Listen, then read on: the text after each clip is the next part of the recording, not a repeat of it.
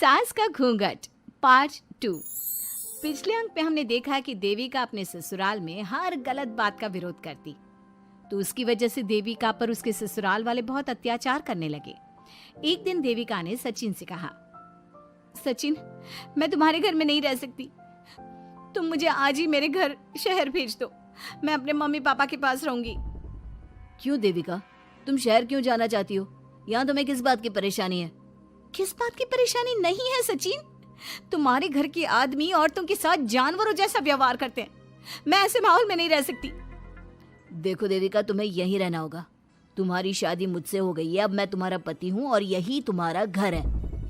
अच्छा, तो तुम्हें याद है कि मैं तुम्हारी पत्नी हूँ?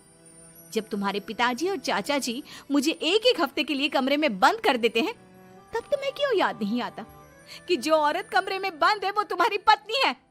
जब तुम्हारे जीजाजी और भाई मुझसे बदतमीजी से बात करते हैं, मुझे खाने के लिए कुछ नहीं देते, तब भी तुम्हें याद नहीं आता कि मैं तुम्हारी पत्नी हूँ? देखो देविका, तुम बेकार की बातें मत करो।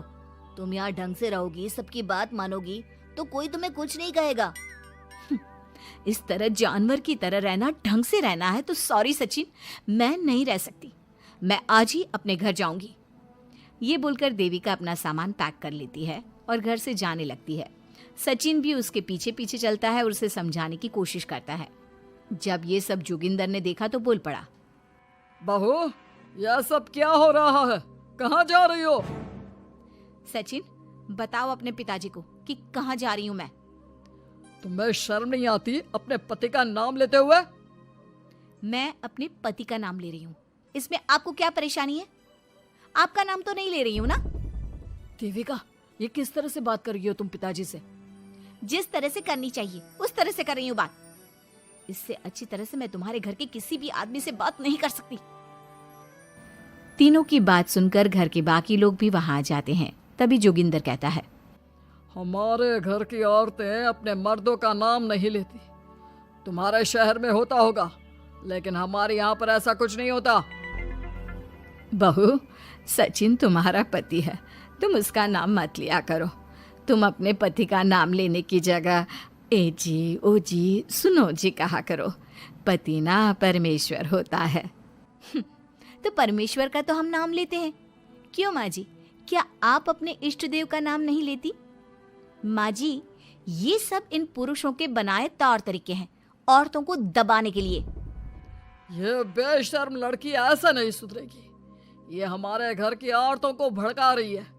सचिन, तुम इसे चुप कराओगे या फिर मैं करूं? नहीं नहीं पिताजी, मैं अभी समझा देता हूँ। चलो देविका अंदर, और कितना तमाशा बनाओगी मेरा। सचिन, मैं अंदर नहीं बाहर जाऊंगी, अब मैं यहाँ नहीं रह सकती। देविका की बात सुनकर महेंद्र कहता है, भाई साहब, ये लड़की इस घर से और गांव से बाहर ना जानी चाहिए, नहीं तो हमारे घर और गांव की औरतें भी ऐसी ही हरकतें करेंगी, वो भी मर्दों के खिलाफ बगावत करेंगी। और मैं भी देखती हूँ कि मुझे घर से बाहर जाने से कौन रोकता है। बहू, इनसे बहस करने का कोई फायदा नहीं, तुम अंदर चलो। इस गांव के मर्दों के अंदर बहुत अहंकार भरा हुआ है। देविका किसी की बात नहीं सुनती और अपना सामान उठाकर घर से बाहर जाने लगती है। तभी वहां मोहन और कल्याण आते हैं। कल्याण देविका के हाथ में से उसका सूटकेस छीन लेता है और मोहन देविका को जोरदार थप्पड़ मारता है। देविका का सर दीवार में लगता है और वो बेहोश हो जाती है। देविका, देविका तुम ठीक तो हो? भैया, आपकी हिम्मत कैसे हुई मेरी पत्नी पर हाथ उठाने की? सचिन, तुम जल्दी से देविका भाभी को अंदर कमरे में ले जाओ, मैं अभी वैद्य जी को लेकर आती हूँ। वीना जल्दी से वैद्य जी को लेकर आती है। वैद्य जी थोड़ी देर तक देविका की जांच करते हैं और कहते हैं, मुबारक हो आप सबको, आपकी बहू माँ बनने वाली है। अभी तो मैं आपको दवाई दे देता हूँ, लेकिन आगे इनके इलाज के लिए आपको दाई अम्मा को बुलाना होगा। ये बात सुनकर घर के सभी लोग खुश होते हैं। देविका को जब होश आता है, उसे ये बात पता चलती है तो वो बहुत खुश होती है। वो सबसे कहती है, मैं अपने बच्चे को यहाँ नहीं रख सकती। क्यों बहू, क्या हुआ? अब तुम ये सब बातें मत सोचो, तुम्हें आराम करना चाहिए। नहीं माँ जी, आप नहीं समझ रही। अगर मेरा बेटा हुआ तो इस घर के मर्दों की तरह अहंकारी और औरतों पर जुल्म करने वाला बनेगा, और अगर मेरी बेटी हुई तो वो जानवरों की तरह जुल्म सहने वाली बनेगी और दोनों ही अनपढ़ रहेंगी। देविका की बात सुनकर घर की सभी औरतों को पहली बार एहसास हुआ कि वो किस अंधकार वाले समाज में जी रही हैं। लेकिन फिर भी घर की सारी औरतें उसे ही समझाती हैं। बहू देखो, तुम्हारी बात सही है, लेकिन तुम इस हालत में सफर नहीं कर सकती। हाँ बहू, तुम यहीं रहो, अपना और अपने बच्चे का ख्याल रखो। देखो ना देविका भाभी, हमें बिल्कुल भी पढ़ना लिखना नहीं आता, अपना नाम भी नहीं लिख पाते, तो आप मुझे थोड़ा पढ़ा दीजिए ना। देविका, तुम्हारी बातें सुनकर पहली बार हमें एहसास हुआ है कि कैसे माहौल में हम जी रहे हैं। तुमने हमारे अंदर उम्मीद की नई रोशनी पैदा की है। यहाँ से मत जाओ तुम। देविका ने घर की औरतों की बात सुनी तो उसका दिल पसीज गया। उसने गांव में ही रहने का फैसला लिया। वो अपने घर की औरतों को रोज पढ़ाती, उन्हें अपने अधिकारों के बारे में, देश के बारे में बताती। इसी तरह कई दिन बीत गए और एक दिन सुजाता ने सचिन से कहा, सचिन, देविका की तबीयत ठीक नहीं, तुम जल्दी जाकर दाई अम्मा को बुला लाओ ना। भाभी, दाई अम्मा क्या कर लेंगी? आप किसी डॉक्टर को बुला लो, मेरी तबीयत ठीक नहीं है। देविका, गांव के लोग डॉक्टर पर भरोसा नहीं करते। दाई अम्मा बरसों से ये काम कर रही है, वो तुम्हें ठीक कर देगी। सचिन, तुम्हारे घर वाले अनपढ़ हैं, तुम तो पढ़े लिखे हो ना, देख नहीं रहे मेरी हालत क्या हो रही है। तभी तो बोल रहा हूँ, समय बर्बाद मत करो, मैं अभी आता हूँ। सचिन दाई अम्मा को बुलाकर ले आता है। दाई अम्मा घरेलू नुस्खों से देविका का इलाज तो कर देती है। कुछ समय के लिए उसकी हालत भी स्थिर हो जाती है, लेकिन वो पूरी तरह से ठीक नहीं होती। फिर देविका सचिन से कहती है, सचिन, मुझे समझ में नहीं आ रहा, तुम मुझे डॉक्टर के पास क्यों नहीं ले जा रहे? मैं माँ बनने वाली हूँ और मुझे ये भी नहीं पता कि मेरा हेमोग्लोबिन कितना है। दाई अम्मा कर रही है ना तुम्हारा इलाज। लेकिन दाई अम्मा को कुछ समझ में ही नहीं आ रहा कि मेरे साथ क्या हो रहा है। अगर देखो तुम मुझे नहीं लेकर गए ना, तो मैं खुद ही चली जाऊंगी। अगले दिन देविका की तबीयत दोबारा बिगड़ जाती है और दाई अम्मा के किसी भी नुस्खे से वो ठीक नहीं हो रही थी। देविका ने सारी हिम्मत जुटाई और वो अकेले ही डॉक्टर के पास जाने लगी। उसे देखकर मोहन कहता है, बहू, इस हालत में कहाँ जा रही हो?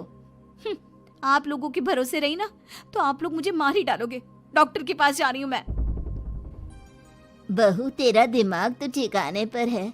हमारे घर की औरतें मर्दों से इलाज नहीं कराती। हे भगवान, इन जाहिल लोगों को मैं कैसे समझाऊं? डॉक्टर औरतें भी होती हैं। बहू, तो हमें पागल मत बना, हमने तो कभी कोई महिला डॉक्टर नहीं देखी। तू झूठ बोलकर निकलना चाहती है ना? इस गांव की सरहद से आप लोग कभी बाहर नहीं गए ना, इसलिए आप लोगों को नहीं पता कि महिलाएं डॉक्टर के अलावा क्या क्या है। ए लड़की, तुझसे तमीज से बात कर रहे हैं तो तू ज्यादा हवा में मत उड़।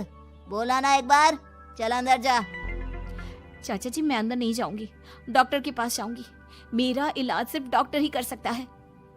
ये बोलकर देविका घर से निकल रही थी कि तभी जोगिंदर ने उसे कमरे में ले जाकर बेड पर जोर से धक्का दे दिया, जिसकी वजह से देविका के पेट में चोट लग गई और वो दर्द की वजह से जोर जोर से चिल्लाने लगी। ये देखकर घर की सारी औरतें देविका को संभालने लगी। देविका, हिम्मत रखो, सब ठीक हो जाएगा। देविका भाभी, आप ठीक हो ना? माँ, कुछ करिए ना, भाभी की तबीयत बहुत खराब हो रही है।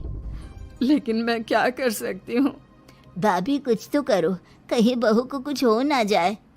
उधर जोगिंदर मेन गेट पर बड़ा सा ताला लगा देता है और कहता है, आज के बाद इस घर से कोई भी औरत बाहर नहीं निकलेगी। देविका का बच्चा भी इसी घर में होगा, ये जिंदा रहे या मर जाए। जोगिंदर की बात सुनकर सभी औरतें बाहर आती हैं। जब विमला को इस बात का एहसास हो जाता है कि जोगिंदर देविका को डॉक्टर के पास किसी कीमत पर नहीं जाने देगा, तब विमला पहली बार अपना घूंघट उठाकर तेज आवाज में कहती है, मैं भी देखती हूँ देविका को डॉक्टर के पास जाने से कौन रोकता है। आज देविका डॉक्टर के पास जाकर रहेगी। देविका की सास का घूंघट आखिरकार उतर ही गया। घर के आदमियों ने पहली बार विमला का ये रूप देखा था और उसकी तेज आवाज पहली बार सुनी थी। क्या विमला अपनी बहू की जान बचा पाएगी या जोगिंदर अपनी पत्नी की आवाज भी दबा देगा?